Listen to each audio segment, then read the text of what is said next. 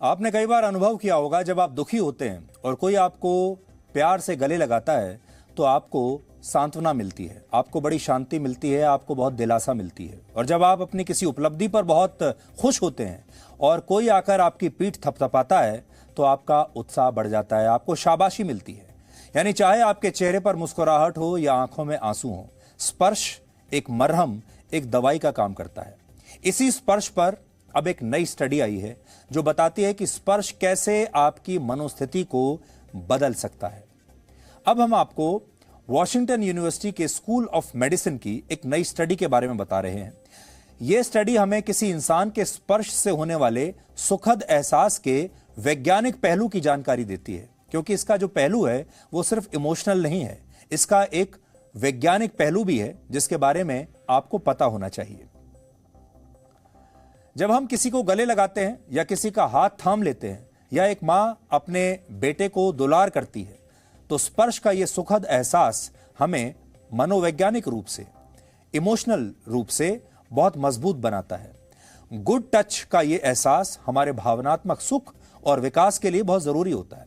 और आपको यह जानना चाहिए कि जब एक मां अपने बच्चे का पालन पोषण करती है उसमें उसके स्पर्श की भी एक बहुत बड़ी भूमिका होती है। इसलिए आपने देखा होगा कि मां हमेशा अपने बच्चे को अपने गले से चिपका कर रखती है, अपने से दूर नहीं होने देती, बार बार उसे छूती है, उसे प्यार करती है।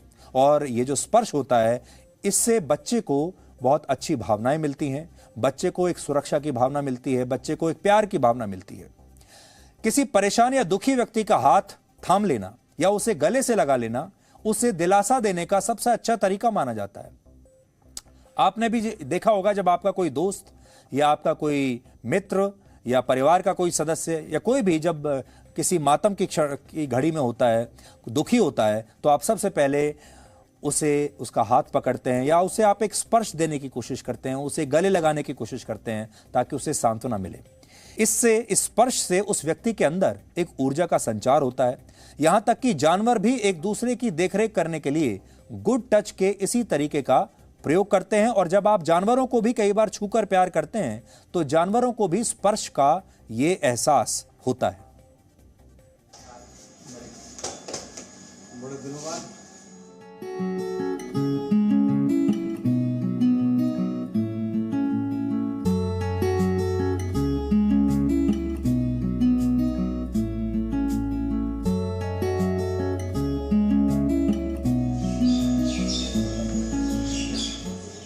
मानव शरीर में जिन 6 इंद्रियों की बात करते हैं उनमें एक स्पर्श भी है।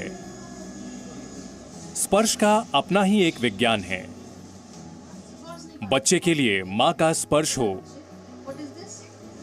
या 2 लोगों का गले मिलना हो, किसी व्यक्ति के पैर छूना हो या फिर आपस में हाथ मिलाना, स्पर्श के ये अलग अलग तरीके हमें प्रभावित करते हैं और सुखद एहसास दिलाते हैं। वॉशिंगटन यूनिवर्सिटी की एक रिपोर्ट के अनुसार अच्छे स्पर्श के ये एहसास दिमाग में कई तरह के हार्मोन्स को बढ़ा देते हैं। ये हार्मोन्स हमारे मानसिक स्वास्थ्य के साथ साथ सामाजिक जुड़ाव के लिए भी बहुत जरूरी हैं। ये रिसर्च जो बात नई लेके आई है वो ये लेके आई है कि लोकल लेवल पे जब उंगली आप छूते हो, हाथ मिलाते हो, गले लगते हो, तो शरीर में जो नर्व्स हैं उनमें से ये सर्किट ऊपर कैसे जाता है कि ये स्पर्श अच्छा है, ये स्पर्श बुरा है, ये स्पर्श आनंदमय है, ये स्पर्श दर्दनाक है। तो ये जो पर्टिकुलर रिसर्च है ये उस फील्ड में एक बहुत अच्छा कदम है। हमारी अंडरस्टैंडिंग ऑफ टच में ये मदद कर रही है। स्पर्श के इस विज्ञान को माँ और बेटे के रिश्ते से भी समझा जा सकता है। नोएडा में रहने वाली उर्वी सिंह वर्किंग वुमेन हैं और दिन भर इतना व्यस्त रहती हैं कि वो अपने 2.5 साल के बच्चे के लिए पूरा समय नहीं दे पाती हैं।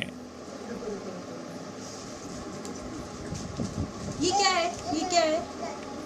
लेकिन जब वो घर पहुंचती हैं तो उनका बेटा उन्हें देखते ही गले लगा लेता है। मैं बिजी रहती हूँ अपने काम में काफ़ी ज़्यादातर वो अपनी दादी के पास या दादू के पास रहता है। तो बहुत कम टाइम मिलता है कि अपने बच्चे के साथ टाइम स्पेंड किया जाए, जितना किया जाए वो क्वालिटी टाइम हो। हर बच्चा चाहता है कि अपनी मम्मा को किस करे, हक करे, सबसे ज़रूरी वही चीज़ होती है। रिसर्च का दावा है कि सुखद स्पर्श के अनुभव से बच्चों के ही नहीं बुजुर्गों के मानसिक स्वास्थ्य पर भी अच्छा असर पड़ता है। आप लोग भी बच्चों के साथ समय बिताते हैं तो कैसा आपको अनुभूति होती है, क्या मतलब कितना वो अच्छा पल होता है आप लोगों के लिए? बहुत बढ़िया पल लगता है, ऐसा लगता है कि हमें वो कोई चीज़ मिल गई है।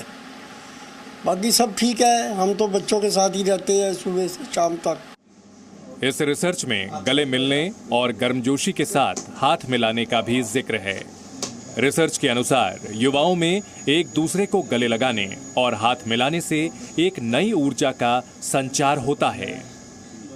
कोरोना ने बहुत सारे लोगों को हमारे बीच में से खो दिया है और एक कहीं ना कहीं डर का माहौल था कि कोरोना की वजह जो ये था कि छूने से भी फैल सकता है, खांसी से, जुकाम से, किसी भी रूप में एक दूसरे को फैलने का जो ये डर था, तो यार दोस्त परिवार कहीं ना कहीं एक दूसरे से बिछड़ गए थे। मैं भी काफ़ी टाइम बाद अपने मित्र से मिला हूँ तो मुझे बहुत अच्छा लगा।